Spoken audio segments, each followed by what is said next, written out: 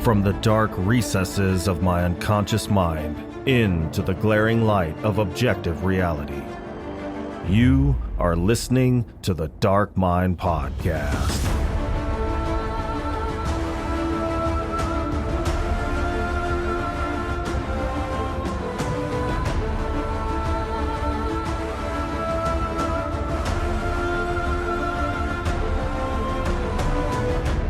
Hello, everyone. Thank you for tuning in to another episode where we explore the boundless realm of dark literature and film. Today's guest is a writer that has taken the genre of noir and redefined it by transcending time periods as well as traditional character archetypes. He's joining me today to discuss his debut novel, Monochrome Noir, which is set in a 4-part series. So without further ado, join me as we delve into the dark insight of Jack Wells.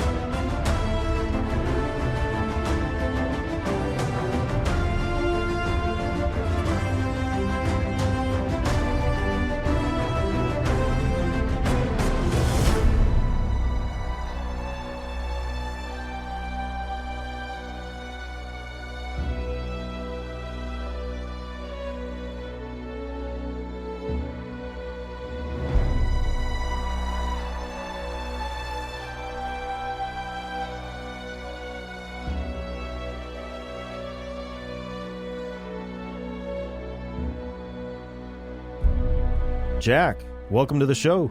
Hey, happy to be here. Well, thank you for joining me. It's 10 a.m. here, but for you, I think it's 9 a.m., right? It is, yeah, 9 a.m. on a Sunday. So thank you for waking up early on a Sunday morning for a podcast interrogation. Oh, not even a problem. So in your bio, it says that you've been writing on and off since grade school and have been penning amateur reviews for movies, novels, and video games, but that Monochrome Noir is your first publication of an original story. Correct. What was the catalyst or confluence of events that led you to bring this series of 4 books into existence? It started out, actually, interestingly enough, on Goodreads, where a local Salt Lake City author publisher happened to read some of my reviews that I did. And he sent me a private message. This was back in I think January of 2019, he sent me a private message saying, hey, we've got a collection of stories coming out called Strange Stories. We like how you write. Do you have anything to contribute? And at the time, I didn't, but I wanted to be included. I'd never been a part of a publishing call before, so I thought, hey, let's try. So I told him, I said, I've got nothing, but I will come up with something. And that was, I think I had about 3 weeks before the submission date. So honestly, it was kind of a late night brainstorm session, come up with something last minute to try to get into this publication of weird, strange, pulpy stories. Mm-hmm. So it began as a short story? It did, yeah. And it was, and I don't know about you, but when my mind goes to the concept of pulp, I think the old pulp, noir, detective tales. So that's kind of where I went, and that's kind of what the catalyst was for why this ended up turning into a detective and mystery story. Okay, so it wasn't necessarily noir wasn't necessarily something you were like neck deep into at the time. You were just kind of adapting to the subject matter? Exactly. And I love watching noir. I love reading noir, but I had never attempted to write it. So, yeah, it was definitely outside of my wheelhouse for sure. Yeah. Well, the elements that I like about noir are the cynicism, the lone wolf personality, as well as the exposition of the dark, seedy underbelly of society. So which elements drew you in? All of those. I love the fatalism as well. You also have a lot of gallows, kind of sarcastic humor with noir, and that's always appealed to me. I'm very much a gallows humor, sarcastic kind of guy, so it resonates. I love the kind of ambiguity of it all, where the good guys sometimes behave like bad guys. The bad guys have believable motives, and the femme fatale, you never know what the hell she's up to. So all of that just kind of drew me in because you can go any which way and the readers kind of should expect it, but maybe also shouldn't. So I don't know. You have a lot of room to play, I think, noir with the characters especially. Do you kind of prefer, I don't know, for lack of a better word, the kind of classic type of noir, or do you dig some of the more nihilistic stuff like Romeo is Bleeding. Oh God, I love that movie. Honestly, I like the classics, but that's was kind of the challenge too, is to take some of those classic elements, and at least for me, to try to bring them kind of into a modern setting. I don't know. I love Sin City. I read those graphic novels as a teen and as a young adult, and just, they were more of a modern telling of noir. I don't know. That's just something about the classics that resonates. I mean, there's great modern noir too. I can't lie. And I know we'll talk about that later, but yeah, I'd go with the classics. Yeah. And now you mentioned Goodreads. When I'm on Instagram and I see Bookstagrams, I always see Goodreads, and I've glanced at it casually. I mean, what's Goodreads all about exactly, for an author anyway? Well, for an author, honestly, it's a great place to showcase your work for free. Because Goodreads, I think they're owned by Amazon now, because like everything's owned by Amazon. But back then, I don't think it was. And so it was a good place for people to upload their own stories to try to potentially get an audience for reviews. Because Amazon has their own reviews, but they're a little strict with their reviews. Like, you can't really kind of let your personality shine in Amazon reviews. They want it to be short and succinct, and very, very dry.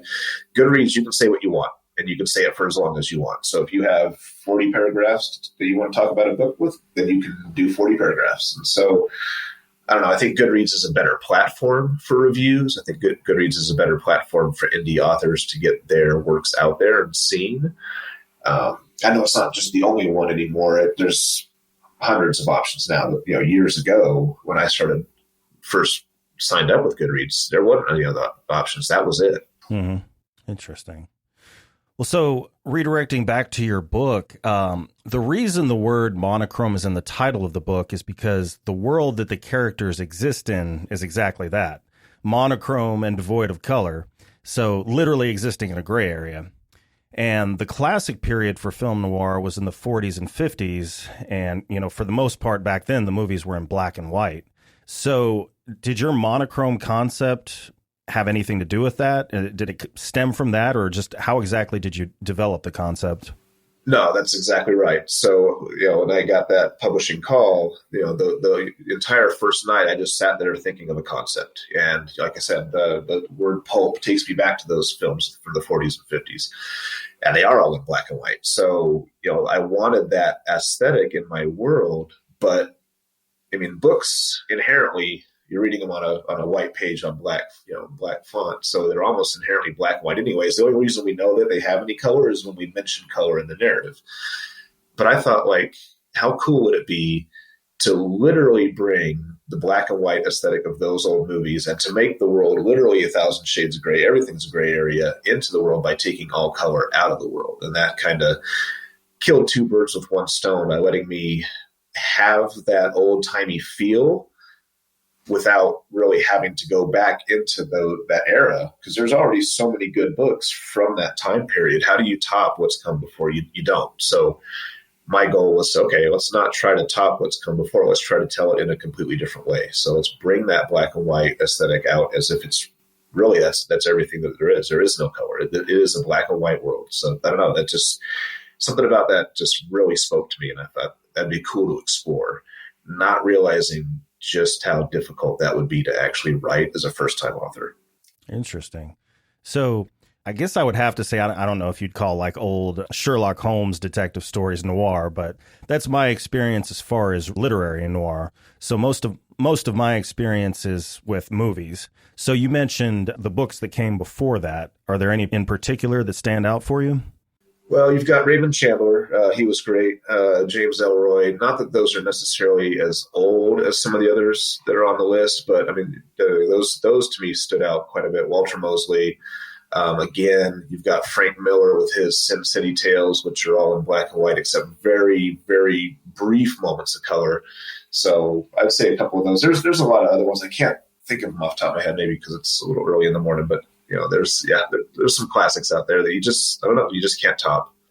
Yeah. So talking about Sin City and the graphic novel, I know you're not supposed to judge a book by its cover, but I love the cover for your book. I mean, it really conveys the the feel and the atmosphere of the story. Did you have anything, like how much exactly did you have to do with the cover design? Well, first, thank you. I love the covers. So it's an interesting kind of turn of events how it all worked out for the covers. So I'm a huge music fan, which I think also hopefully comes through in the books. Music obviously plays a very big role in my stories, but I had just signed up for Spotify Premium last year after like years of saying I would never pay for a music service, but I went ahead and bit the bullet. And one of the first bands that I came across was a synthwave band called Empathy Test. And the only reason, like you said, judging a book by its cover, the only reason I gave them a shot was because of their album cover, their album art. It just captured my attention. I was like, oh, I got to check these guys out. Well, needless to say, the music resonates with me. I love them. One of my favorite bands. And that aesthetic from his album art kind of was like, hey, I want to go with that kind of concept. So I reach out to the dude through email. I think he has a website for all his graphic design. I said, hey, I love the cover that you did for Empathy Test. That has a similar vibe that I want for my book. Or, have you ever done a commission for a book before? And he said, no. Send me your book and I'll check, I'll check it out and see what I think. So I sent him the first parts 1 and 2 of One of Nor. And he reached back after a couple of days and said he loved it. It was great. He already had some ideas, and he went with it. And then, of course, there's kind of this weird little turn of events where he's also one of the musicians in that band. I didn't know that. So he was saying, oh, I'm so glad you love the music. And I said, yeah, can you let the guys know that I think it's great? He says, well, I make the music. The other dude sings, I'm the musician. You didn't know that? And I said, no, I didn't know that. My mind was freaking blown. So, but no, he actually, all of that was no direction from me whatsoever. Those concepts for part 1 and 2, straight from him. So the visual aspect of how these characters look, that's all right out of his imagination. So it's kind of cool how it all came to be. And the way I look at it, like you said, that defines the whole look of the book as far as I'm concerned. Everything is exactly how the covers show. That's how the characters look, and that's the feel of the book. So he nailed it. He really nailed it. Nice. So what was your inspiration for injecting what I would consider psi phenomena into a noir story? And what I mean by that is people that seem to have psychic abilities like Colorist Davies, Charlie, and Farah. Well, I mean, if you look at noir as a whole, it's a very cerebral genre to begin with, right?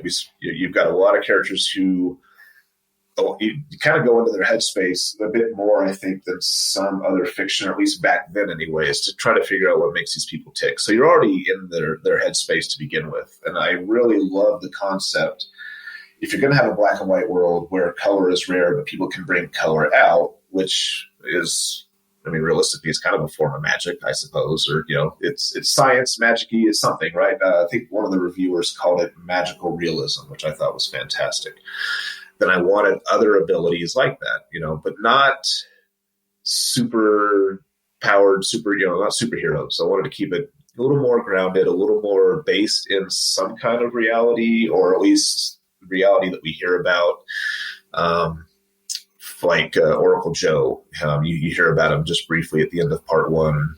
He becomes kind of a major presence in part 3. That there's the ability to hear things, and like for Charlie to touch blood and get images. There's psychometry, which is a supposed ability where people can touch objects and learn about the previous owners. And so there's all these kind of bases in reality, but I wanted to make it more of a fictional, more enjoyable, kind of little stretch the truth a little bit, if you will, just to make it more enjoyable in the book form. So I don't know. It just kind of, if you're going to go down the rabbit hole with a colorist, you might as well go down the rabbit hole with everybody else. And I don't know. I think it enhances the narrative because you've got this story set in 1986. Nobody has cell phones. Really computers are still in their infancy. And so I wanted to give it a little bit of a science fiction fantasy vibe, since those are my go-to genres for reading, but make it fit in the world that I had. So it wasn't magic necessarily. It's,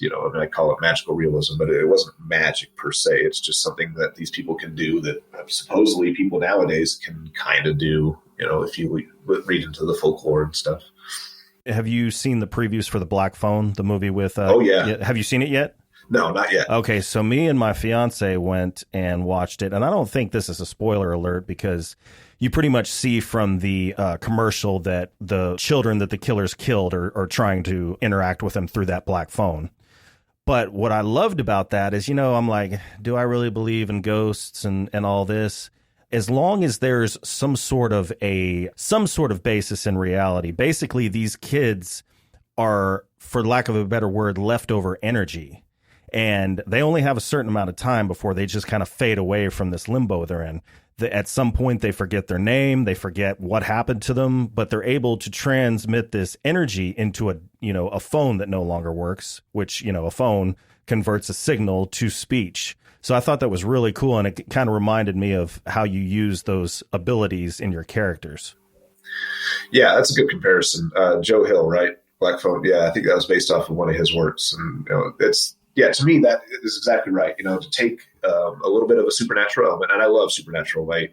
My default right now is horror, right? I write for More Really Beautiful. I'm writing horror short stories. So I wanted to inject maybe a little bit of that supernatural element in a way that was more, like you said, scientific, right? You're turning it into energy. That's a very good analogy right there.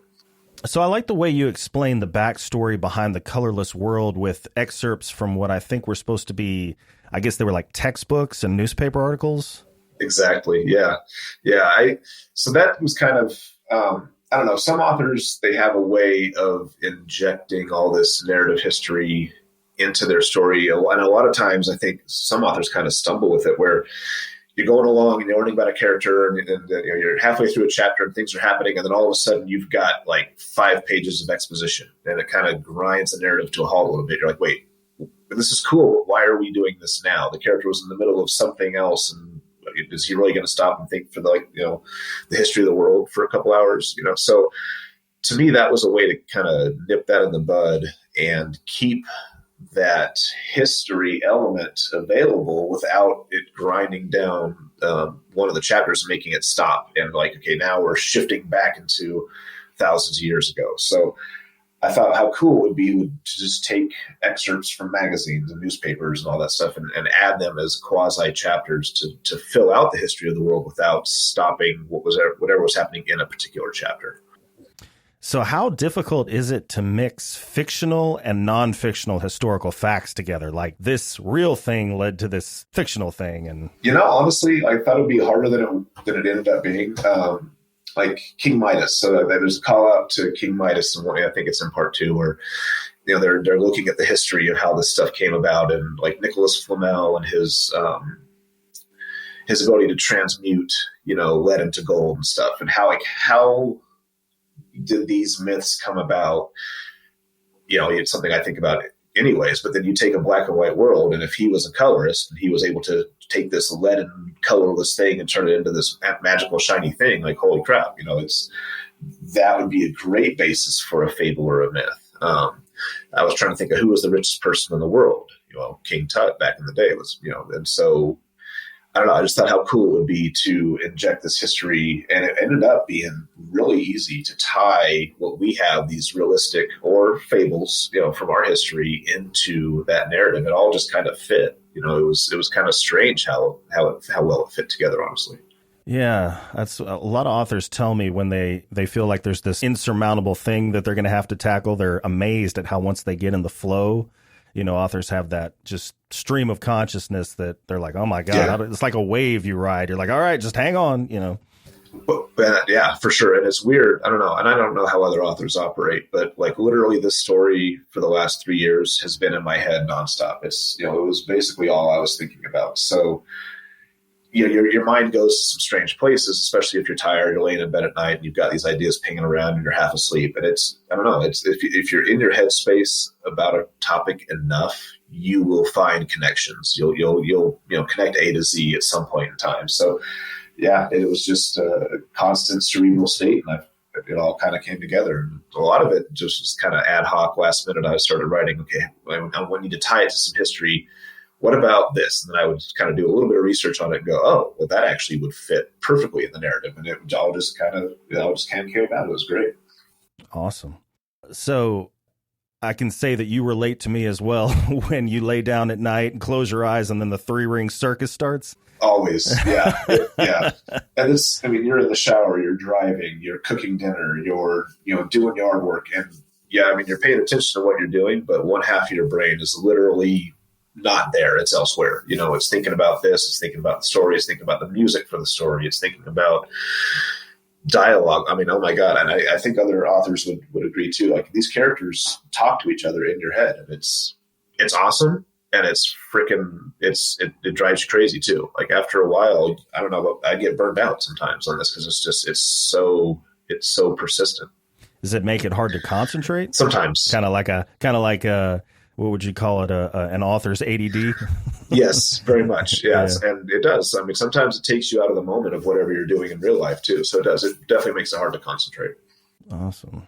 Well, not awesome, but amazing that you have that creative drive pumping in the background. Yeah, but I'm kind of glad too that I'm reaching the end of this particular series or this particular story arc, because I need a break. Like, my mind needs a break. Yeah. Yeah, I bet. So you're creating as you mow the lawn and as you mop the floor? Oh, absolutely.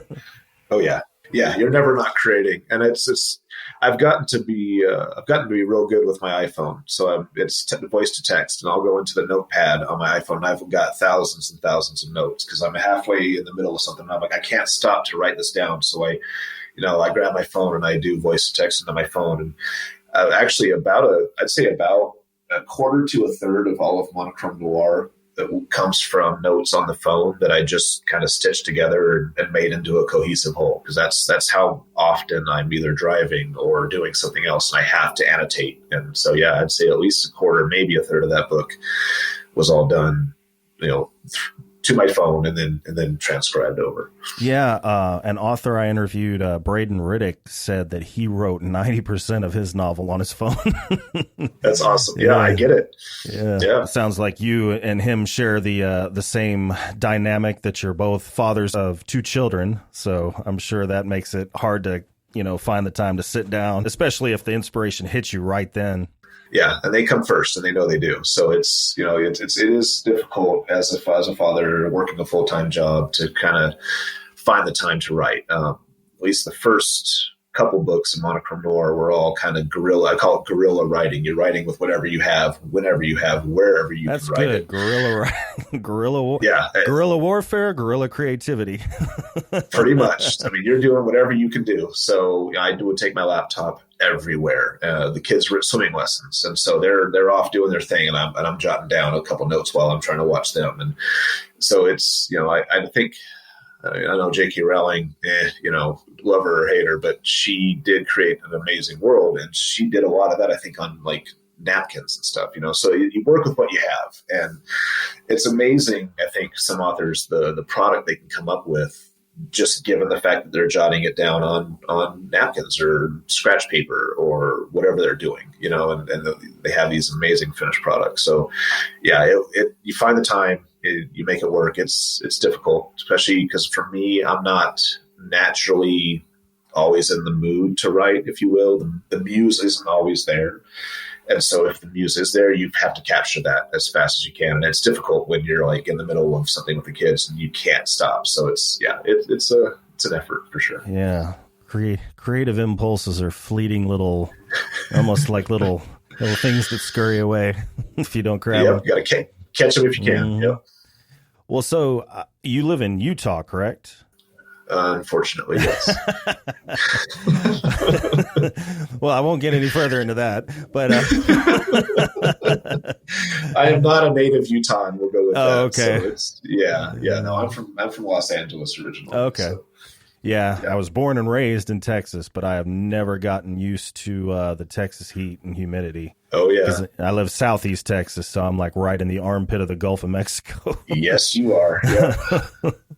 I travel down there sometimes for work. So, I know. I get it.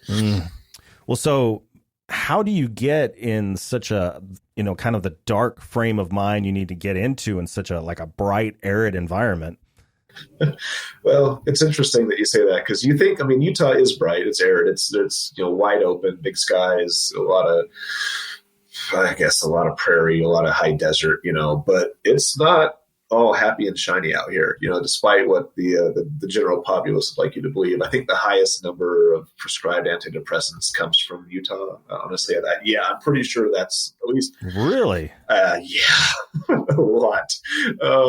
Yeah, so it's especially in the area that we call Happy Valley, if you will, where they're not happy at all. So they're medicated happy. It's tongue in cheek, very much so.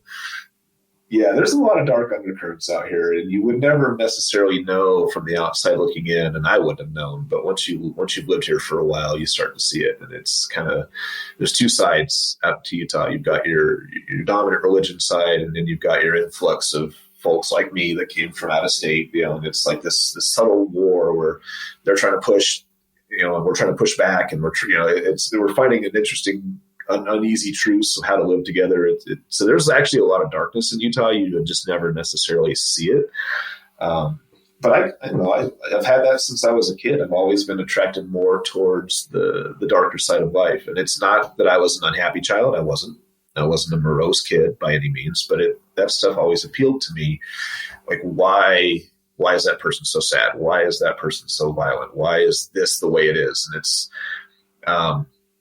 I guess, like Superman versus Batman, right? Superman, he's the Boy Scout. He does good. His arc is always, unless he's being controlled or something, mind controlled, he's always going to go the good route.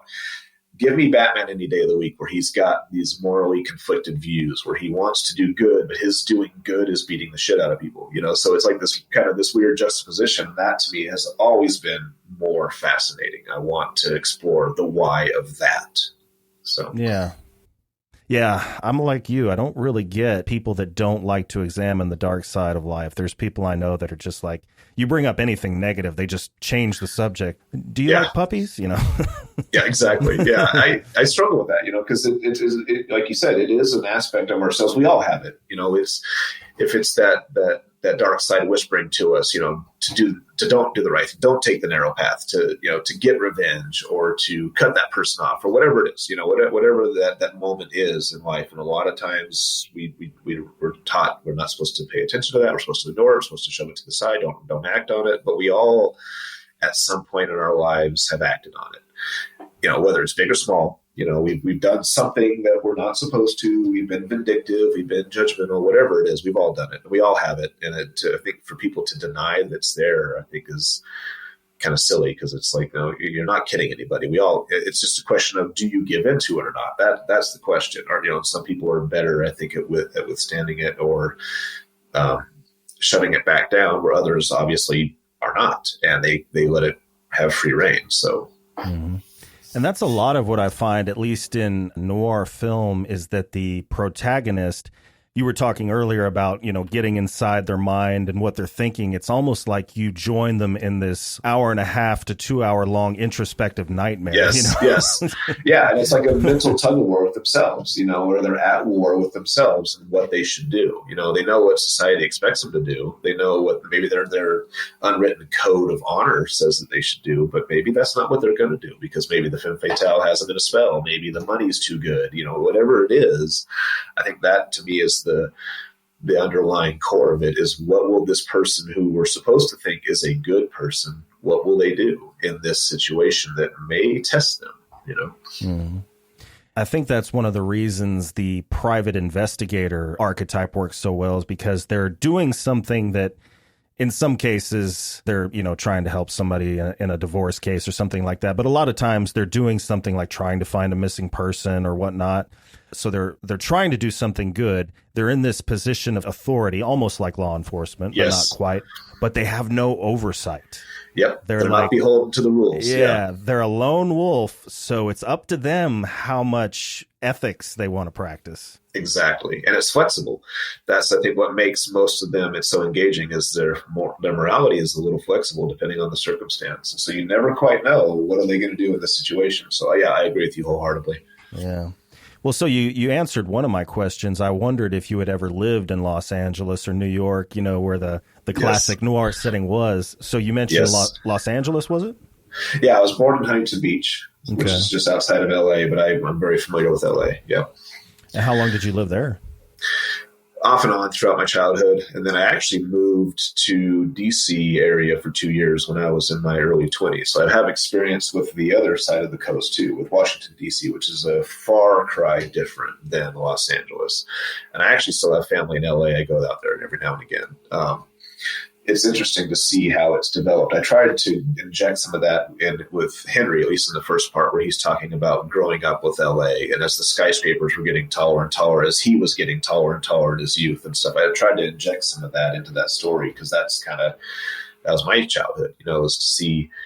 It was already a big city in the 80s and 70s anyways, early 70s, early 80s. But, I mean, it was booming. Everywhere you looked, it was booming. And I wanted to kind of have that same sense, if I could, in the story. Mm-hmm. So how does, I guess, DC compare to Los Angeles? Because now I'm wondering, because I thought Utah was a particular way, but then it was like those goddamn postcards are lying. Oh, they're lying for sure. Yeah, no, and it's actually DC is kind of crazy because you look at West Coast versus East Coast. You look at DC area, Virginia, all these old cities. I mean, they have so much history. DC has a lot of free museums. Their public transportation is a lot cleaner and more organized than, let's say, the public transportation in Los Angeles. Where Los Angeles, as far as American standards, is a relatively new city, and so you don't have that history out in California that you do in Virginia. Where in Virginia, we lived we were right outside of DC in Virginia.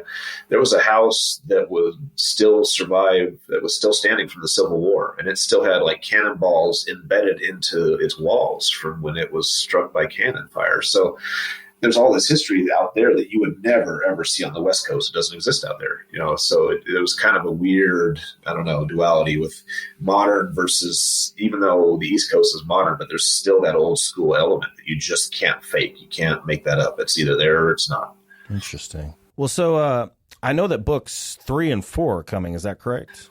Correct. Okay. Hopefully, book 3 will hopefully be the end of this month. Awesome. Available on paperback. Paperback and ebook for now. Yep. Audiobook will have to wait until they're all published. Okay. Well, so what made you want to release a story in 4 parts? 2 reasons, really. First, because I'm doing a classic noir tale, if you will, even though it's kind of set in modern times, I still wanted to have that feel. So I wanted to follow that model, if you will, release them that way. And then the other reason was to kind of nip myself in the bud a little bit because I'm not the fastest writer. I have obviously I've got a lot of personal things that pull me away from it, but I'm not, like I said, I'm not always in the mood to write it. The muse isn't always there. So I tend to write a little slower than most authors. And so I think by releasing them in a serial format and getting that positive feedback from readers has definitely helped me kind of get my ass in gear and write a little faster. So this story can, in fact, come out and end, because it's otherwise, I don't know, it probably would have taken me a whole lot longer to actually finish it. Yeah. Well, so all 4 books, what's the word count on that? Holy shit. I actually just literally like 2 days ago, I finished writing part 4. Okay. It now needs to be edited, needs to have the beta reader feedback and stuff, but the bulk of the work is actually done. It's like 3.5 year fucking project has finally reached its end. It is topping out right now at 227,000 words, which I know I'll lose about 1,000 to 2,000 in this edit for part 4. So let's figure 225,000 total. 225,000. And a standard novel, what's the... Most novels come in a little less than that. So most novels about 180, 190. So this will be on the, to put it in perspective, I think it was Stephen King's The Stand Unabridged was like 320,000, which that's immediately what came to my mind. Yeah, right. Thinking about The Stand. Yeah, that thing's ginormous. And so I'm like, okay, I'm 2/3 of The Stand. Like that's freaking cool. So yeah, great book. Oh yes. So. You kind of answered my next question. I was wondering if you wrote the books then published, or if you wrote them all at once and then slowly released them. Sounds like were like books 1 and 2 done and then released, or? So books 1 and 2 were book 1 was done. Book 2 was almost done. Well, let's retract that. Book 2 was done. It just wasn't final edited when I released part 1. And then part 3 was mostly written when I released part 1. Part 4 hadn't even been started yet. So I had to finish part 3 right after I released part 1. So it was kind of this, I'm kind of always just right behind the curve where that release is now prompting me to get to the next one. The biggest holdup, honestly, is the covers. Adam, my artist, he's very, very busy. Obviously, he's in a band. He's in another band. He's done some work for very high-profile companies that I'm not supposed to talk about. And then he's also got a bunch of other projects on the side. So he's busy. And so my covers actually is kind of what takes a while. So part 3 is done. It's edited. It's ready to go. And I'm literally just waiting for my cover to give to the publisher and be like, here you go. Well, my favorite character so far is Feral Farah. And That's awesome. I think that was cemented in my mind when she told Henry that she's not going to call him by his first name because, quote, familiarity breeds contempt. And what's really good about that character is that you somehow made the archetype of the crazy cat lady into something pretty badass. That was the goal. Well, mission accomplished. Goddammit! How did the idea for her character come about? I don't know. I wanted somebody who could truly kind of challenge Henry on a mental level, not like Victoria had, because she did. She was, as far as like wordsmithing and sarcasm and stuff, right? Victoria is easily his equal, maybe his better. But I wanted somebody who could challenge him on a mental level as well, but not the traditional old man, mentor figure, which is typical in the genre. It's the guy he learned it from, or one of his drinking buddies, or something like that, or the villain. Not necessarily, if you look at James Bond, the villain's always like supposedly his equal in the mental arena. So I wanted to go completely opposite of that, and I thought, how cool would it be if it was like this young girl that he was always stymied with, that completely blew his mind and it ran him in circles. And I don't know, I kind of explored like, how far can I take this character, making her somewhat inappropriate without like crossing the line into, hey, you can't say that in a book because she's this young girl. And I didn't want to sexualize her in any way. I don't believe in that for young characters. It's not cool. And that is not their relationship. Their relationship is much more of this uneasy, strange friendship where they're still feeling, they've only ever met once before and it was real brief. And so they're still feeling each other out, but they have this kind of connection. They're kind of drawn to each other on a mental level. And so I don't know, she basically kind of created herself, if you will. I wanted this crazy cat lady, but I didn't want a traditional old, decrepit, crazy cat lady. I wanted this young, kind of spry, really complete 180 from what you would think the character would be. And then she basically kind of wrote herself after that. That of all the characters in the books, like she's the one that her voice was the loudest. She was only supposed to be in there for like maybe half a chapter. And she was like, nope, we're taking over the narrative for a while. And I'm glad, because those chapters are fun. They're a lot of fun to write. They're a lot of fun to read.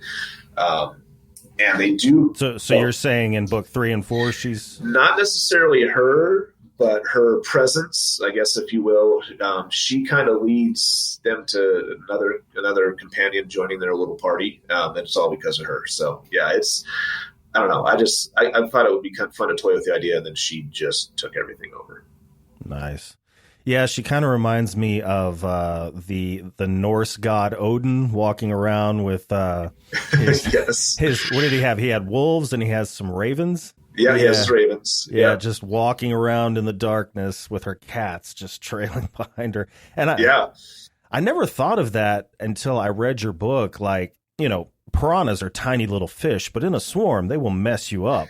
Yeah. And I started thinking about cats. What would that be like if a big swarm of cats just landed on you? Yeah, that actually, she talks about that, where she's talking about how she's safe. She's perfectly safe in this environment. And actually that comes up later in book 4, where she gets a visitor that she really doesn't want, and how, they left because there's literally like a couple 200-300 feral cats that are just like eyeing them and hissing at them. And I don't know if you've ever seen any of the crazy cat videos on YouTube, but I think there was one where it was the animal control guy was trying to capture this cat on a balcony or something. The cat was just like jumping all over him, and you couldn't stop it. I mean, the cat was a blur of energy, just pouncing on this dude all over his face. And if that's just one of them, yeah, imagine a couple hundred. So yeah, Henry has that fear when he's trapped in the room with all these cats, and they're starting to get a little riled up, and he's like, "Oh shit! Like I might not make it out of here." Yeah, my mom, like, thankfully soon after I moved out, I think it was 19 or 20,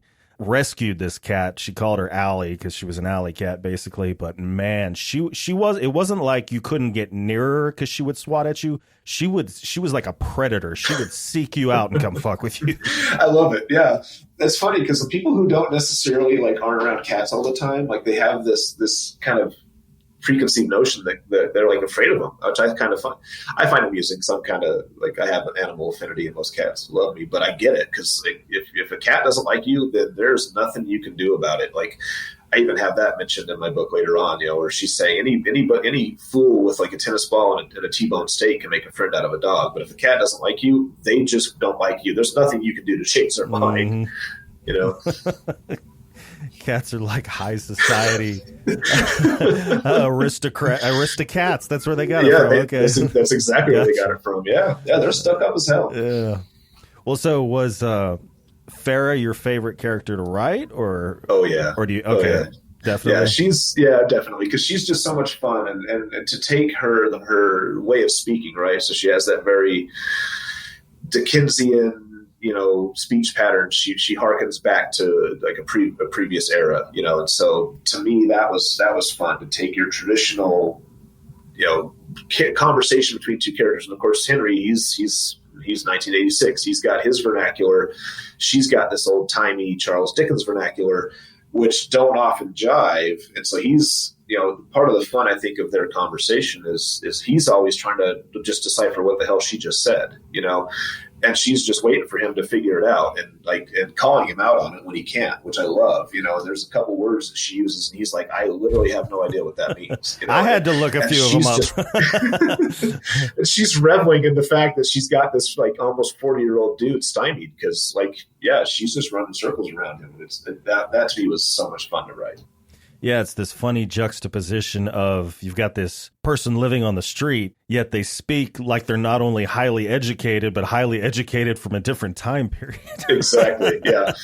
It's one of those things where, and I think actually Heather Miller, we'll talk about her later, but she's on our last Walt imprint. But before that, she just read the book and she enjoyed it. She said that was her favorite character because it kind of like that's, like for her, she said, in fact, that the entire book, it's the sub characters, it's kind of these side characters that really kind of bring the story together. So that was kind of my intent.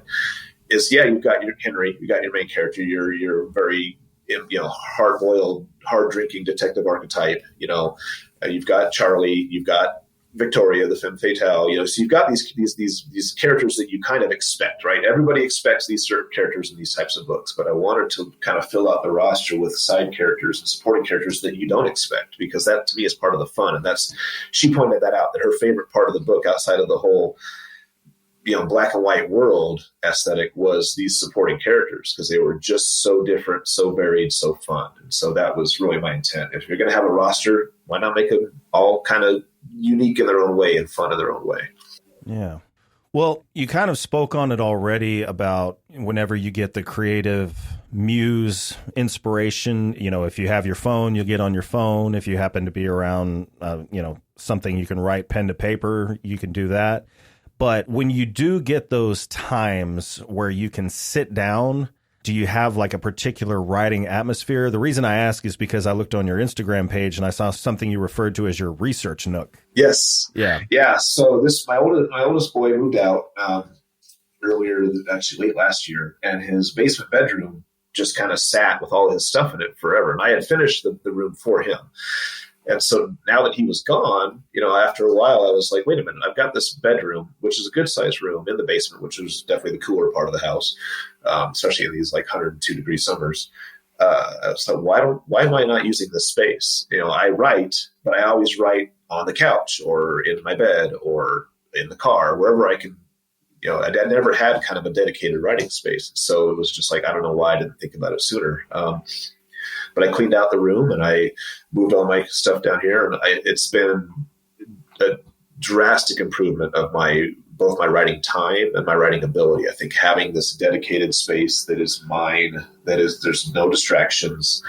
I've got like a reclining chair if I need to sit back and read. I've got incense burning behind me. It kind of just, I don't know, it's something about all of those different senses being massaged or being addressed, if you will, that just is very conducive to good writing. And so, yeah, best thing I've ever done. And I wish I had done it sooner. It is, yeah, it's definitely improved my writing significantly. So, I've got my one desk with my laptop where I do the majority of my writing. I've got my other desk with my main computer. I usually have music playing. Oh, is that where you are right now? Yeah, yeah, that's where I am. Okay, yeah. okay. And so I've got two computers. I got my writing computer, which is my laptop, and then I've got my actual like main desktop. That's where I do all my research. So if I need to pull up 1986 Los Angeles history, if I need to pull up building schematics, whatever I need to look at, I'll pull it up on the main machine, and then I've got music playing there. I always write to music, always. And so that's all right here. So it's all within this 3-foot square, everything I need to write. I've got pen and paper.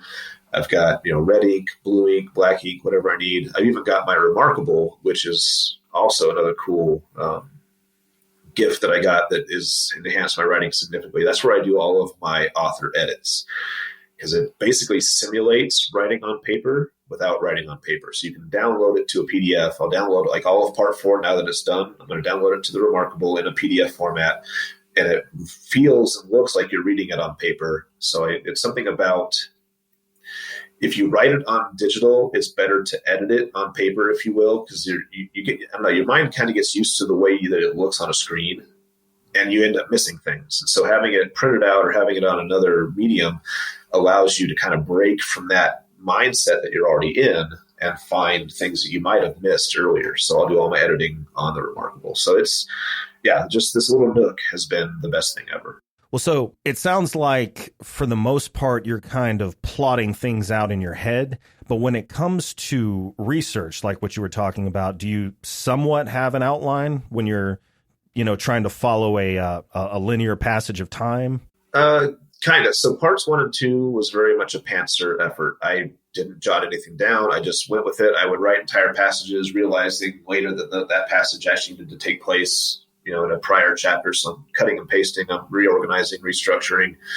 It went from I kind of had an issue with chapter lengths initially. So it was ended up, I think it was 5 chapters initially, and then ended up getting broken out to 11 because it was just, these chapters were way too big. But that was all seat of the pants, kind of making it up as I went. I had never written anything this big before, so I didn't know the inherent rules I needed to follow. I don't know what I'm supposed to do. So, but once I started adding these roster of characters, and once I started needing to know what day of the week it is that these things are transpiring, what time of day that these things are transpiring, then I had to actually kind of start doing a generic outline just to keep myself in check and make sure that it was following some kind of linear progression. It wasn't getting out of whack, because the readers will notice that if you jump from a scene and it was daytime and now it's nighttime and no time's passed, they'll see that and they'll call you out on it. So you got to be kind of careful with that.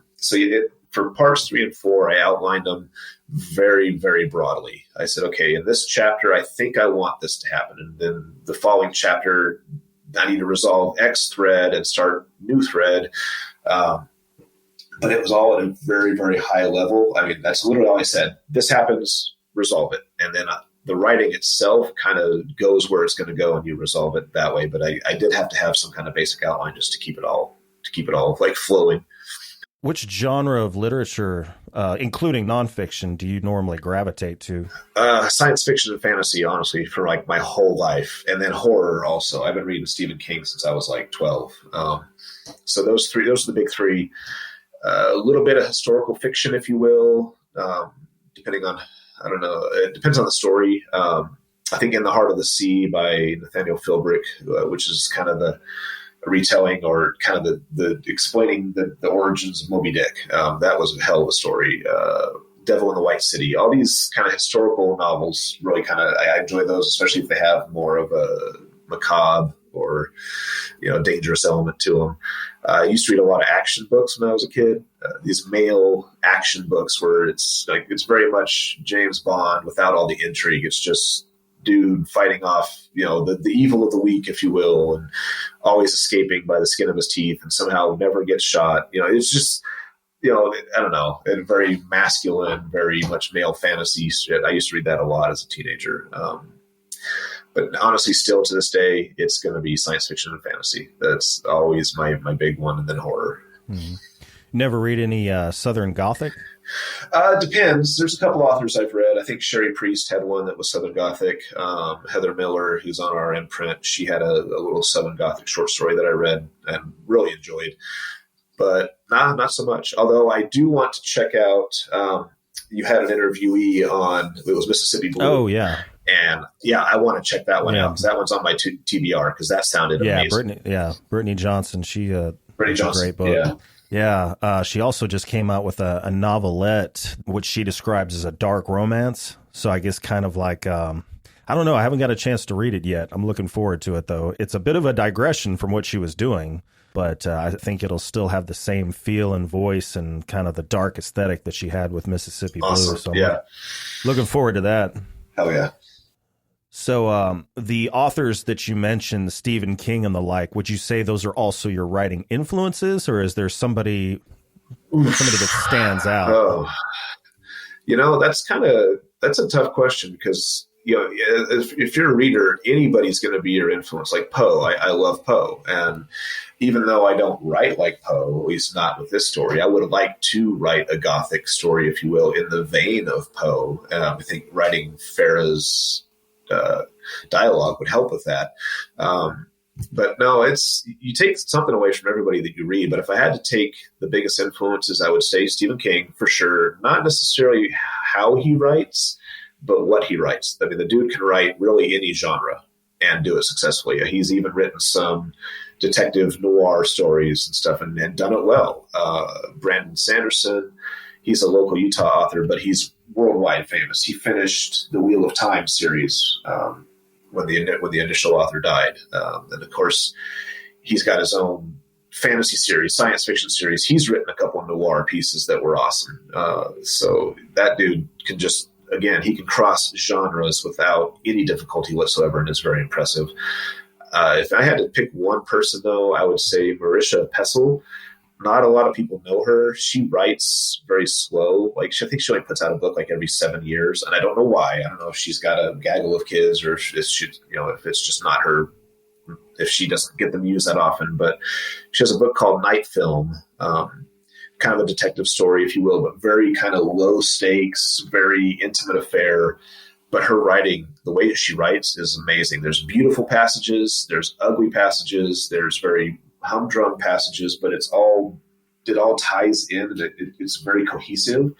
I think she captures real life perfectly because real life, there's moments of beauty, there's moments of ugliness, and there's a lot of moments of in between. And there's something about the way she writes that just captures that effortlessly. And so if anybody, I would say I try to model my writing voice based off of hers. We've already kind of talked about how, you always have your stories just running circles in your mind, whether you're, doing chores around the house, driving to work, whatever. And I listened to, I think it was Radio NBC, something like that. I don't know if I'm getting that right, but I heard you talk a lot about being an introvert. And do you think being an introvert naturally lends itself to being a good writer? I do. I know there's a lot of extroverts out there that are wonderful writers, I'm sure. But I think with being an introvert, you tend to spend a lot more time in your own headspace. And so I think that kind of lends itself to more expressive creativity, I guess, if I had to kind of put a name to it.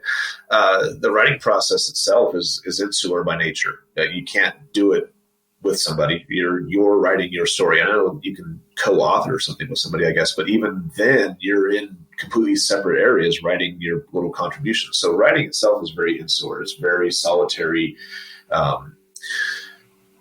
project. And so I think you have to have a little bit of that introverted nature, otherwise you're going to drive yourself crazy because you're by yourself all this time and you're in your own headspace all this time. And so, you're taking voices from your head and you're putting them on page. So yeah, I think having that introverted nature allows you to really kind of capture more dynamic characters, if you will, because you're in your headspace constantly. So you know what it's like to be, you can maybe know what it's like to be in their headspace.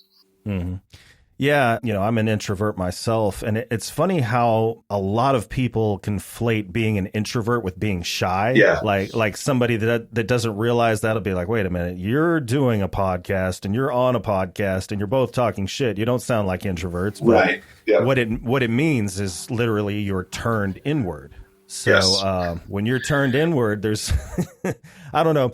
I was about to say your mind is like a playground, but sometimes my mind's like a bad neighborhood. If you spend too much time in it, you'll get your ass kicked. Yeah, mine's a war zone every now and again. But no, you're right. I mean, a lot of people do mistake one for the other, and that's not the case at all. And I am shy. There's times when I'm very shy. But an introvert, it's, you get your energy and you get your best creativity from the time when you're alone. And that doesn't mean that you don't like hanging out with people. It doesn't mean that you can't hang out with people. I mean, I feel like I'm very socially adept, but I just choose not to be. I would rather spend that time in my own headspace doing my own thing. And it's not even that you don't like people. It's just you heal better on your own. When at the end of the day, after all the craziness of the day is done, you don't want to go to a party. You don't want to go hang out. You want to go home, read a book, watch a movie, listen to music, whatever. And you just want that self time, Mm-hmm. Well, can you tell me a little bit about your role at morbidlybeautiful.com? Yeah. I see you're listed as the music editor and one of the lead writers. I am, which I kind of find amusing because I haven't submitted a bunch of stuff lately, and she's already called me out on it. But Morbidly Beautiful is a great site. It's an independent site that does a lot of reviews. It's easy to say it kind of hews towards horror because it does, but that's not the only output. And Stephanie does not want that to be her only output. It's anything that's dark, anything that's kind of has that undercurrent of morbidity, or so it doesn't have to be horror. It can be any dark stories, and so which I admire, because it's, as much as I love horror, that's not the only dark stuff out there, and so yeah, that's what I do with my podcast. I want, it's not just horror. Yeah, exactly. And because if you look at reality, I mean, as fun as horror is, I mean, nothing can compete to the human monster, right? The cruelty that mankind can come up with, there's nothing that can compare to that. So, but it's just a fun project of mine. I love being part of the site. It's not a paid gig, it's contribution only. But I kind of look at it as my break away from like the serious writing. I need a palate cleanser, if you will, from writing monochrome noir.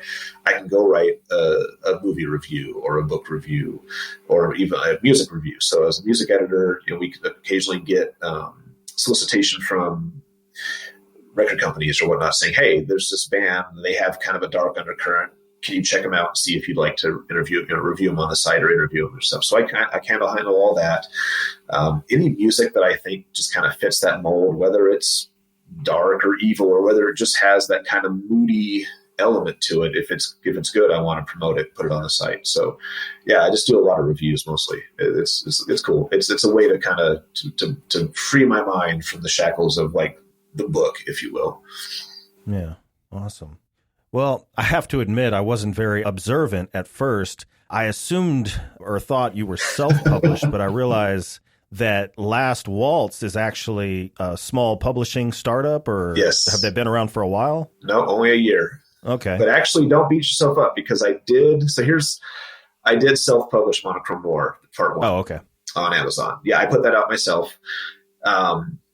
So it's weird, and I want to kind of give this out, like a shout out to these other authors that maybe are kind of going down the same path as I do with self-publishing. I mean, definitely go for it. Don't stop yourself, but also kind of reality check, right? So you write this work, and I don't know how other authors do it. They probably write it in 6 months. Mine took a couple years to write. I think it's this great idea. I think it's these cool characters. You're ready to make your mark on the world. And so you put it on Amazon and you publish out there. You got a badass cover. You're like, oh, this is going to draw all this attention. And you throw it out there and nothing happens, because there's literally a million other fucking novels on Amazon that people are already reading, people that are already following. So it's kind of anticlimactic, if you will, where you think you're going to make this big splash and most of us really kind of don't, because it's a flooded market. So it's hard to kind of stand out. But I wanted to go the self-publishing route initially anyways. And then once I realized that there wasn't a lot of attention, if you will, in self-publishing. And I'm not naturally a salesman. I am an introvert. I am kind of shy. I'm not going to be out there hawking my book 24/7. That's just not me. It'll never happen. So I actually ended up, Damon Makes, who owns Last Waltz, had posted that he was publishing his first story through Last Waltz Publishing. And I was like, oh, cool. Tell me about them. He says, well, I'll tell you about them, but they're me. I started it up. It's my business. And he actually started Last Waltz because he had gotten kind of hooked up with another independent publisher a few years prior with some of his works, and they raked him over the coals. Like, didn't promote his books, didn't give him any author copies, took all the money, all the revenue that it earned. Like, he got nothing out of it and almost lost the rights to his books. So he had this terrible, terrible, terrible experience. And this was an independent publisher? Yeah. Really? Yeah, they fucked him over bad. And so he basically said, you know what? Never again. I'm going to start my own publishing house. I'm not ever have to deal with that crap again. Also, he started it as a way to give other authors a home where they would never experience something like that. And so he kind of gave me this breakdown of why he did it. And I said, that's what I want to be a part of. He says, are you sure? Because, I'm brand new. I can't offer you a lot of money. And I'm like, dude, if we're in it for the money, then going the indie publishing route or sub-publishing route is not the way we're supposed to go. If you want money, you got to go with the big house publishers. It's not about the money. It's about getting the book out there, telling the story. Even if one person just reads it and says, hey, this resonated, I love this story, I can relate to this character, even if it's just one person, that makes it totally worth it. But I wanted to be a part of a family like that, where he was like, I'm not going to let other authors get treated like I did. And so he re-released part 1 on his imprint, and that's where all of the rest of Monochrome Noir and any spinoffs will be released, will be on Last Waltz. Okay. So I guess the editing process, beta reading and all that, is that done through Last Waltz? For other authors, probably, but Okay. I'm kind of a control freak, so I do that. So, yeah. So no, I have Stand in solidarity, brother. Yeah, exactly. Yeah. So no, I actually have an editor that I use.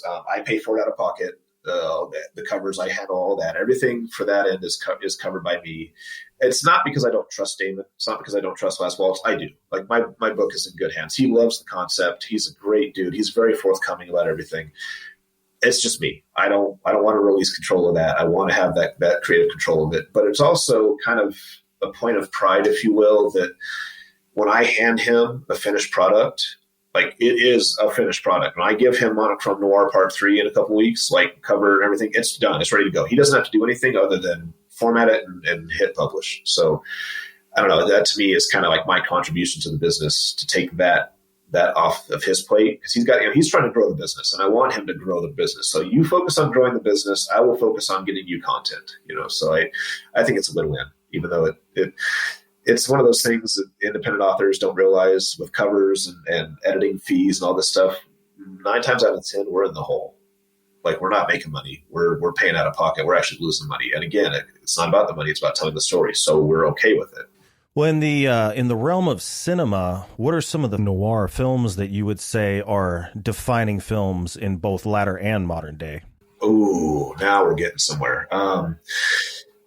You can't go talk the classics. You can't talk the classics without The Maltese Falcon, The Big Sleep, Chinatown, Touch of Evil, Kiss Me Deadly. I'd even say Casablanca, even though that's not noir, if you will, but it has noir elements. So I would say all those classics. I mean, you can't talk any of that without Humphrey Bogart and most of his roles.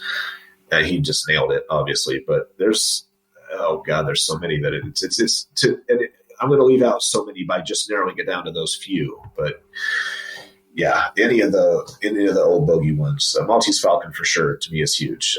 Kiss Me Deadly is huge, and of course I love Chinatown. I love Jack Nicholson. That whole concept was noir in a more modern setting, if you will. It's in color. It's not in black and white, so it was a more modern setting that was still done very much hewing close to the formula. Nothing works out well for any of those characters. It is very fatalistic, nihilistic. That was noir done right in a more modern setting. Any of the more modern ones, what do you think about, I don't know, I think you would consider it noir, Basic Instinct? Oh, for sure. Basic Instinct, LA Confidential, Romeo is Bleeding, Blade Runner, Usual Suspects, Dark City, Seven, Drive, Memento, Memento was great. I don't know if you've seen it, Brick. No. Joseph Gordon-Levitt. Mm-hmm. Okay, so Brick came out 10, 15 years ago. It was Rian Johnson back before he was Rian Johnson, before he did Knives Out, before he was part of Star Wars. It was Rian Johnson. I think it was his first film. It's noir in a high school setting. Okay. And Joseph Gordon-Levitt, Joseph Gordon-Levitt he just kills it. The dude just freaking kills it. And it hews very much to the old classic noirs. You have a femme fatale. You have that hard-boiled dialogue. You've got this mystery that keeps getting bigger and bigger, and he gets drawn into it. If you like noir, that is a great movie to check out, even though it's relatively, it's a modern noir. And you would think that the high school setting would not be conducive to good noir telling, but Rian Johnson makes it work. It's incredible. So I'm going to admit something that probably will piss people off, but I liked 2049 better than I liked the original Blade Runner. So, yeah. And I think it's because it was directed by Denis Villeneuve, because that guy is a genius. He is a mastermind. And so, yeah, I can't lie. I saw that in the theaters like 8 times. Yeah, I saw it 3 times. Yeah, I could not stop going. Yeah. Yeah, so I would point to that one too, and I own it too. Yeah, and I would point to that one as noir too. It's very nihilistic. It's tech noir. That's very very much tech noir, and I love it, and I love Ryan Gosling's character in it, because that to me is the embodiment of kind of the classic noir archetype. He's stoic, he's silent, he doesn't talk a lot. But you can tell there's always something going on in his head. There's always like these deep currents in his mind. And it's like it takes that scene where he's finding out if the memory he has is real or not, or was experienced by a real person, and then he just loses his shit. And that is so cool, because it's like all those emotions that he's been repressing come boiling out in this like amazing scene of acting that Ryan Gosling just nails, So yeah, I love it. Absolutely love it. Yeah, and it's not like he's this bloviating badass, but when it comes down to it, do not fuck with him, because absolutely, yeah. The first scene when he's going at it with that, I forget what that dude's name is, that monster, just wow. Yeah. Well, and it's near the end, as Harrison Ford kind of is running, he's trying to escape. He runs through the door, and Ryan Gosling's character Kay, he just runs through the fucking wall, like he just bursts through this like stone wall like it's nothing, And it's just cool. It's like he's not always kicking ass, but when he does, it's amazing. It's pretty incredible. Well, what would you say? You did say you're into horror movies as well, somewhat. Oh yeah. Oh yeah, big time. What would you say the best decade was for horror movies? We're going to piss everybody off when we talk about this, because there is no right answer. Well, that the people that love the 80s are like in a cult, right? Like, oh yeah, they will. What do you call it? Excommunicate you from the horror world if you say anything. For sure, yeah. And so I got to be real careful what I say, because if I want to release any horror stories, which I do, like I gotta not fuck this up. For me, it would don't be pander to the masses. I know, right? No, for me, it would be the 80s. That was when I was 10. I was 10 in 1986, And so you had all these. You had Halloween that were in the 70s, early 80s. Nightmare Before Christmas. I'm sorry, not Nightmare Before Christmas. Nightmare on Elm Street. You had Chucky. All these different cool character creations, right? Child's Play introduced us to Chucky. Nightmare on Elm Street, you have Freddy Krueger, arguably one of the coolest, most fun horror movie villains of all time. And the dude can get you in your sleep. He doesn't need to stalk you when you're awake. He stalks you when you dream. How cool is that? So I would say, as far as creative villains and some of the most iconic horror villains ever, like late 70s, early 80s for sure. Because I think there was no holds barred back then. You could get away with whatever you wanted to get away with. You wanted to show some guy getting an arrow jabbed through his throat, knock yourself out. You want full body nudity, knock yourself out.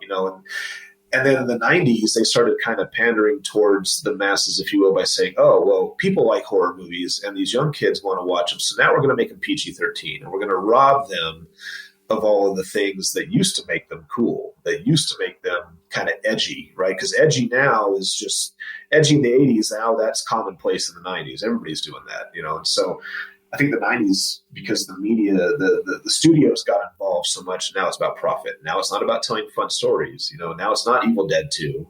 Now it's, we're gonna strip these down and make these straight to video PG-13 Final Destination number 27. And it just, I don't know. I think it robbed the genre of a lot of its power, if you will. And so it was kind of cool to me that now we're going into the 2020, we're going to even through the 2010s.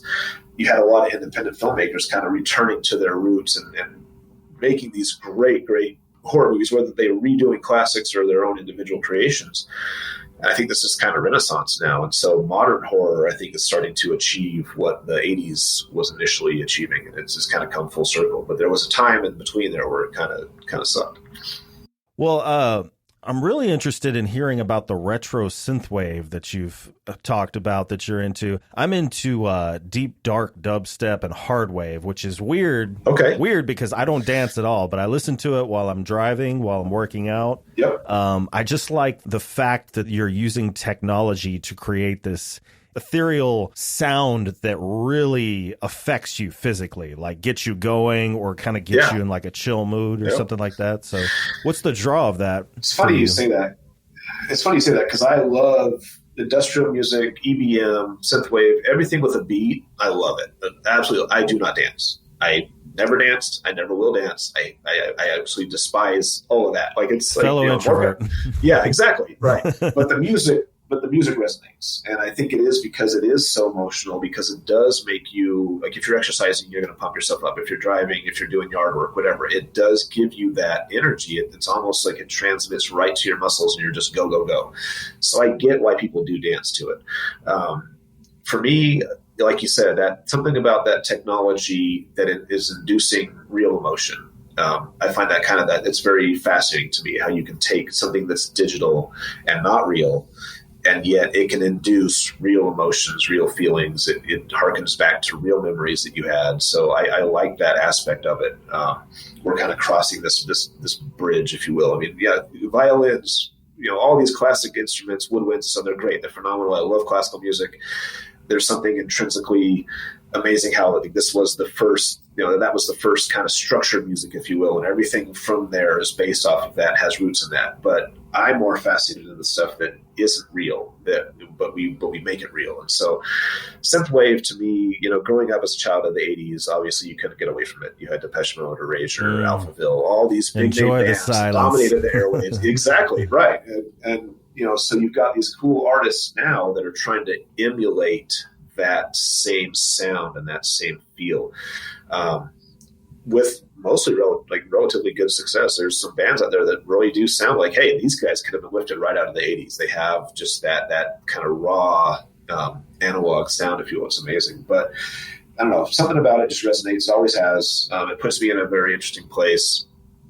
And it definitely screams retro, right? Even if it's modern technology, most of these guys are doing it on computers now as opposed to synthesizers, but you can't tell the difference. It sounds like it's coming from synthesizers. There's something that just takes me back to my childhood. And it just, I don't know, I'm not usually very nostalgic. I don't do nostalgia. I'm not much of a nostalgic person, except when it comes to music. And music kind of takes me back, and it puts me in a different mindset, different emotional state, So synthwave to me just kind of accommodates all of that. You can, like you said, you can do it when you're exercising. You can listen to it when you're working out. You can yard work. You can do it when you're driving. Or synthwave is great when you're just chilling, when you're just laying down in bed at night or laying on the hammock under the stars. Or synthwave can fit really anything that you're doing, and that to me is impressive.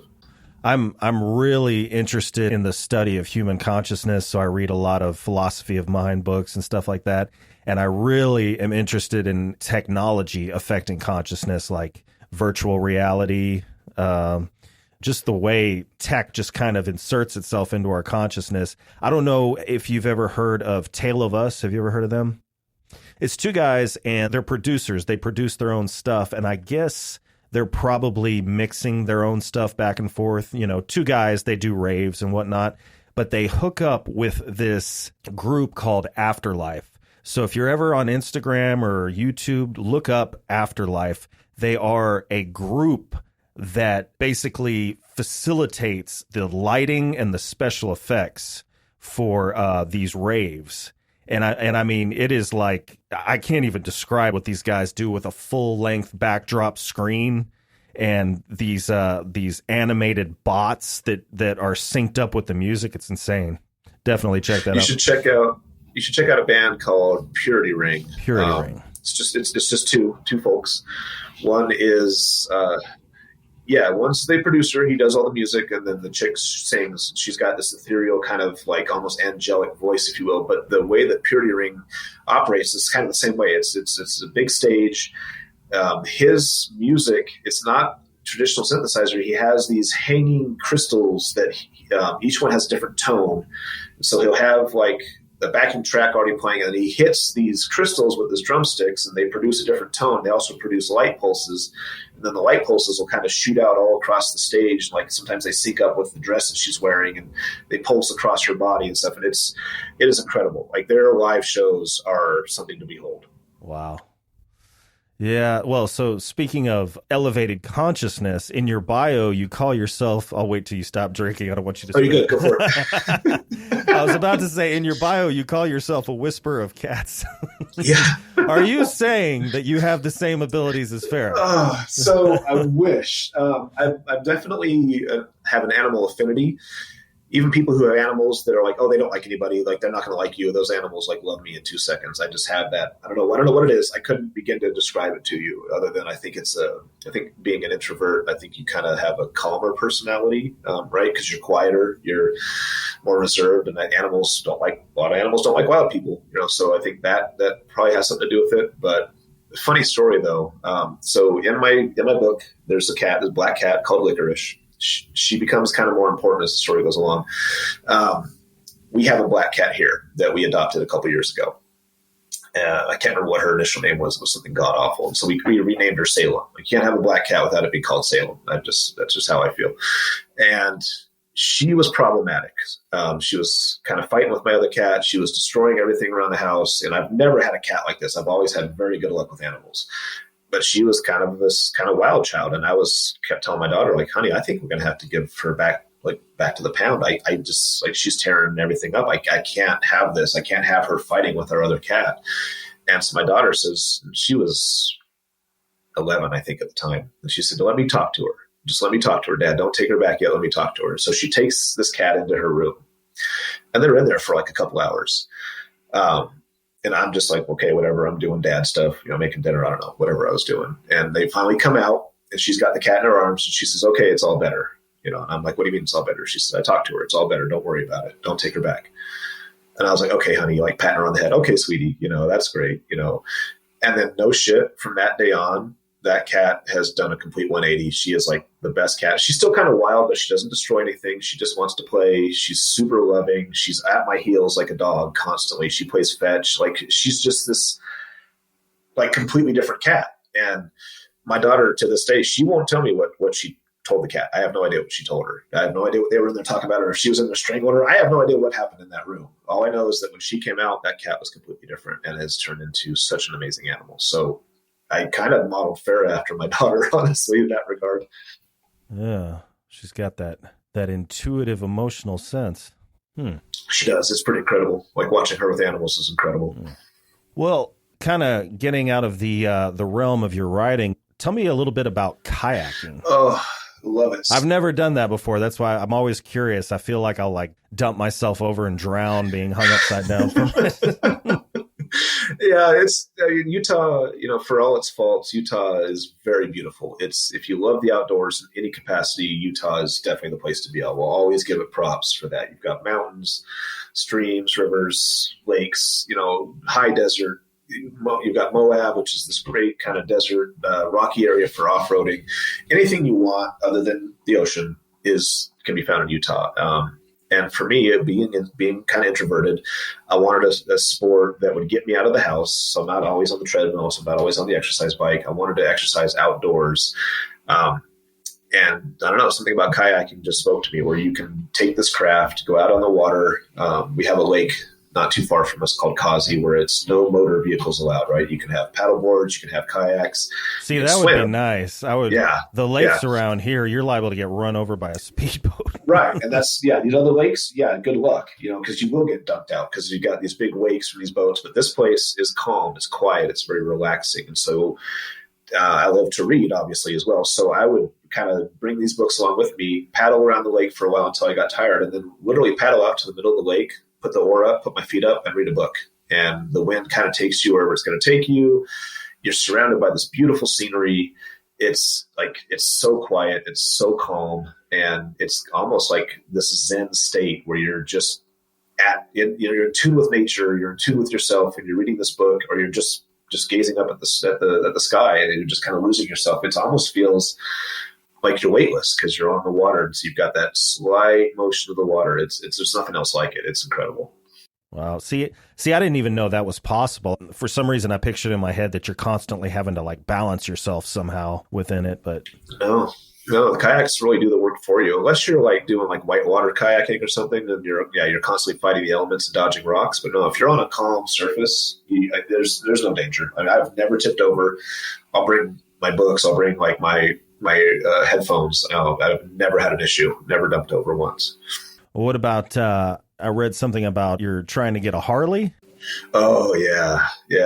I bought a motorcycle a few years ago. It was a V-Star, just an entry-level motorcycle, and just fell in love with the whole aesthetic. Once again, it's kind of you can have motorcycle friends, you can be in a club, whatever, but again, riding on a motorcycle is very insular in nature. You're by yourself usually.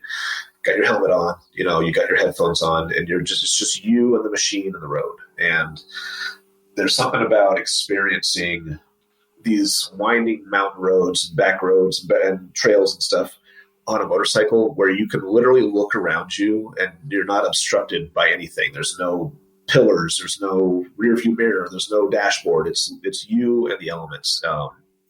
Again, very good for Zen state for us introverts to just go and ride. And you can, motorcycles sip fuel, so you can fill it up. You're on there for hours and hours, and you can just go wherever you want. And it is very conducive to, like, if you need to work out stuff in your head, then hop on a motorcycle, go ride. You'll figure it out. So were you driving like a touring style bike? Yeah. Or more of just a cruiser? Yeah, kind of a cruiser. Like I don't do crotch rockets. For me, it had saddlebags. It was designed for a long haul. It was designed for. So you had like you had the radio and everything, or? No, that's the only thing it didn't have. And so that's when I talk like wanting a Harley. I want to upgrade to like a Harley where that's all built in. You have the fairing. Those the street glides? Yeah, you can do street glide or electric glide. Street King? They've got so many freaking, hardtails, softails. They've got so many different models. But I want mine with the fairing, so it has the big kind of cowl on the front, which blocks the wind. And you got your speakers. Now, of course, it's all like super technology where it's integrated Bluetooth. You've got Bluetooth headsets with like a microphone, so if you're riding with somebody, you can talk to each other. Like there's, it's all fancy now. My stepdad, he hasn't done it in a while. I don't think his knees allow him to do it anymore. But back in the day, he had a 2002, I think, Honda Goldwing, which are like Cadillacs. Those things ride so smooth. And I mean, like you were saying, the helmet with the boom mic, him and his buddies would go from Texas to New York. Sometimes they'd cross the Canadian border, Probably can't do that now with COVID, but probably not. back in the day, sounded like a lot of fun. But my boss, like he's a big Harley guy. And so, yeah, he and his wife will go on like week-long trips on their bikes, and they'll just go to all the national parks and see all these cool things. And again, they're seeing it from the back of a motorcycle where you can literally look around and see everything. There's nothing to block your view. So they're seeing them almost unfiltered, And so, yeah, I want to get back into that. I started out on a budget, single father. I started out on a budget with this V-Star. It's a kind of a cheaper bike, but you get into the Harley world, you're spending some serious cash, and you can upgrade and personalize literally every inch of that bike. Have you ever been skydiving? Not yet, but I want to. I imagine you guys probably have a good drop zone in Utah because there's so much open. Yeah. Yeah, there's actually an airport that's only a few miles from my house where they do it right from there. Nice. So, yeah. Well, what do you and the kids do together when it's family time? We do a lot of bike riding. We do a lot of, like, I'll take them out kayaking. They have several kayaks, so we'll go kayaking. My daughter, she's getting more into like archery, so we shoot bows and arrows. She's also getting into guns, so we'll go shooting as a family, which I think is fun. Obviously, we're into movies. We're into music. My kids love music. It's great. And then we go run around in the graveyard at night. We'll do water fights. Like I don't know, anything we can think of, we'll go do. I try to make sure they have a mix of different hobbies that they're into. Well, as we bring the show to a close, is there anything you'd like to plug? Social media, upcoming projects? Yeah. So I would definitely say check out Monochrome Noir Part 3. That's coming out at the end of the month, provided I get my cover, of course. Monochrome Noir 4, we're aiming for a late fall release, and then that will complete this particular series of stories. Then I will work on getting them on audio, which I think will be awesome. And then I would say check out Last Waltz. They're the publishing company I'm with. We have 2 anthologies coming out later this year. We've got one in October. It's going to be kind of these gothic horror stories, if you will, kind of these, maybe Southern Gothic, but kind of more in the tale of old Dickens stories and Poe stories, very much traditional old-timey ghost stories, if you will. And then what I'm super excited about, we have a collection called Tales from the Monoverse. My publisher loved the concept of a black and white world so much that he was like, hey, let's submit this to an open publishing call and have other people submit stuff in a similar vein, but not necessarily, it doesn't have to be a detective story. It can be anything. And we'll call it like an adjacent universe, right? It's the next universe over. So it's kind of our take on the multiverse, but it's going to be black and white stories from other genres. Horror, for sure. Science fiction. I'm submitting one myself, and it'll be very much a kind of a cyberpunk Blade Runner-ish tale, which I'm super excited about. So that one will be coming out late fall as well. I would definitely urge people to check that out. We're going to have some awesome authors in there. I think some really cool stories. That sounds great. Well, that's all I got. That's all you got. That's plenty to keep people busy. Well, thank you again for joining me on the show. It was great talking with you, and I look forward to your upcoming work and everything you just mentioned. I appreciate it. It's been great. Thank you. And thank you to everyone that tuned in. If you liked today's episode, please be sure to like, share, subscribe, and follow the show on Instagram and YouTube. Stay healthy, stay sane, and as always, thank you for listening. See you next time.